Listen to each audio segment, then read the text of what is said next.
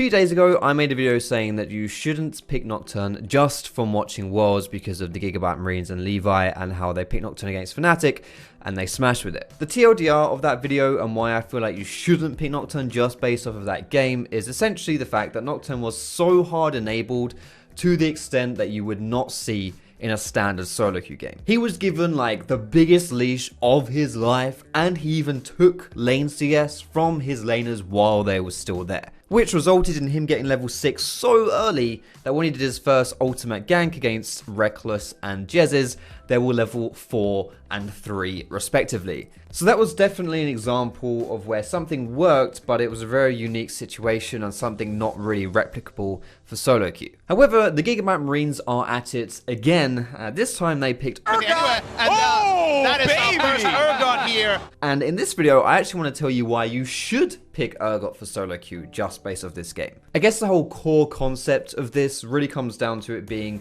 an opposite situation to what we saw with the Nocturne, where the Urgot this game didn't really have anything special playing around him. Like, he wasn't hard camped by Levi this game, his jungler. He wasn't picked into any kind of like specific counter pick matchup. Essentially, he was really only picked for 3 reasons, and those reasons can easily translate over to SoloQ. The first reason being that he is a hard lane bully. The second reason being that he can split push and he will win that 1v1 as the game goes on. And the third reason, which is kind of only half a reason, but Urgot is pretty decent versus tanks. Ironically, not really against Shen, but... And to be honest, not only are those reasons very applicable for SoloQ, I would say they even translate more to SoloQ than they do in the competitive setting. So let's talk a little bit about what we can learn from watching this game and how you want to take Urgot into your SoloQ games. So, first things first, being a lane bully. You want to use the lane phase as an opportunity to pull as far ahead from the enemy laner as possible. You can do that by either killing them, by denying them CS, by harassing them and then zoning them from the minion wave, or just in general, endlessly pushing and watching them futilely, is that a word? I don't know. Try and CS under the tower. When you do this, you'll naturally gain an advantage over your opponent, which is really cool because it means you can then smash them harder later on, but more importantly, it draws a lot of jungle attention to you. And that's really good because the more attention the jungler shows to you, the less attention he shows to your teammates. And I know you'll probably think that your teammates are just terrible, trash, awful, whatever, deadweight players, but generally speaking, the more breathing room you can give your teammates from the enemy jungler, the more likely you are to have lanes that don't feed. Of course, that does rely on you not feeding when the enemy jungler comes to your lane, but Urgot's a pretty good 2v1 champion as you saw in this game. But still, it's really important that you don't die when you're trying to gain pressure. So make sure that you have your wards down and only go for those aggressive bully plays when you know where the enemy jungler is, and more importantly, you know you're not going to get ganked. I mentioned that Urgot is fairly decent versus tanks. That's got a lot to do with your ability to take over the lane phase in the early levels. But also on top of that, Urgot naturally itemizes into a black cleaver. So even when the tank you're playing against starts getting his tank items,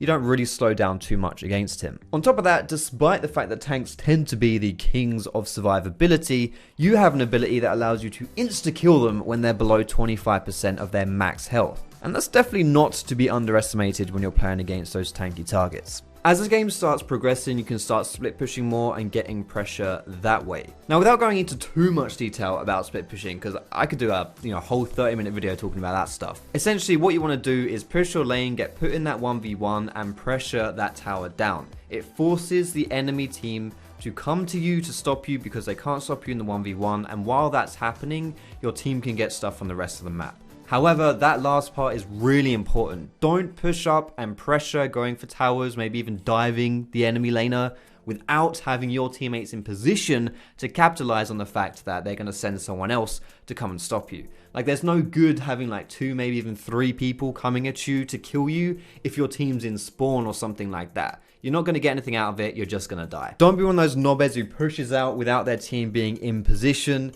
and then gets ganked and starts raging at their team for not doing something. One of the reasons why split pushing is so effective is because people in SoloQ don't really know how to play against it. Like, if they send people to come and stop you, they're opening up the other side of the map, they might lose Baron. But if they don't come and stop you, then you're just going to keep pushing. Like, how do they deal with that? But it's not just the enemy team who will suck at playing around your split pushing, your allied team probably will as well. So it's really important when you're setting up pressure to communicate with your team what it is you want to happen. Say something like, okay, I'm going to push bot. If they send people for me, don't come bot, go Baron. Too many times, especially in lower elo, you'll see that people just run around the map, following where the players are, trying to fight all the time. You're not looking to win the fights in those situations. You're looking to acquire pressure and then to transform that pressure into objectives. Something worth noting about Urgot specifically though is that he doesn't have a huge amount of damage up front. I'd say it's unlikely that you're going to be able to kill someone in an all-in, but more likely you'll just be whittling them down and eventually forcing them to have to walk away from you. So to that extent, don't go crazy trying to force the kills onto the enemy player. If you get them down low enough, oftentimes that's good enough. And the last thing that I want to say before I end this video is a point that the analyst desk made, which I think is really, really important. Gentlemen, Urgot, ready, go. There is a lot to be said for not practicing against a champion. That's what I times, mean. right? That's the surprise factor. That's why it was good. Yeah. Not necessarily the champion should be picked every time against Shen here. Exactly. Urgot may not be the best champion by himself in any kind of specific situation, but what's really good about him, especially right now, is the surprise factor. Maybe you will be better off picking a different champion, but chances are the enemy team will know how to play around that champion, or at least they'll know better how to play around it compared to Urgot. But if you pick that Urgot, surprise factor's on your side, you can get a lot of stuff done that way. So yeah, that's all I want to say for this video. I want to keep it moderately quick. Thumbs up if you like the video, subscribe to for more Legends content. But most importantly, thanks so much for watching. Have a great day, and I will see you in my next video.